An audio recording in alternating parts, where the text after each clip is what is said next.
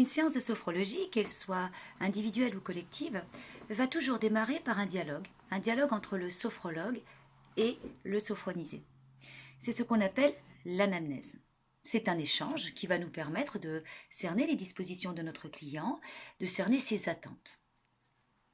Ensuite, le sophrologue va toujours proposer à son client de s'installer, que ce soit en position assise, debout ou allongée, et il va guider ce client par sa voix vers un grand relâchement physique et psychique.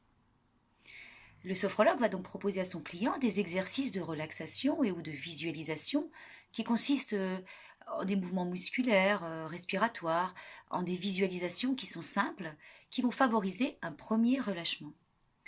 C'est ce qu'on appelle la sophronisation. Ce discours va orienter vers des sensations calmes, des sensations et des pensées positives. Ensuite, le vrai travail sophronique va intervenir selon les différents objectifs fixés pour la séance. Nous allons aller dans un relâchement mental et approfondir le relâchement corporel. À ce moment-là, le client se trouve dans un niveau de conscience entre veille et sommeil. C'est ce qu'on appelle le niveau sophroliminal.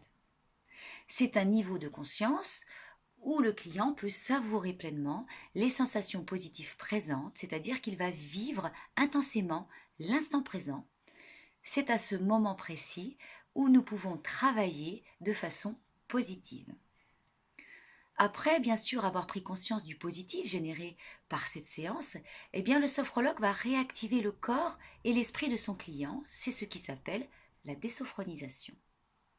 Ensuite, à l'issue de chaque séance, le sophrologue va fournir des exercices à son client, des exercices à réaliser. C'est ce qu'on appelle la prescription de tâches. C'est un programme d'entraînement finalement personnalisé. Ça peut être des audios, des exercices proches du coaching, des exercices sophroniques. Pourquoi ? Eh bien, parce que ce travail va permettre à notre client de pratiquer un entraînement régulier, c'est la clé de sa réussite, mais également d'aller progressivement vers une plus grande autonomie.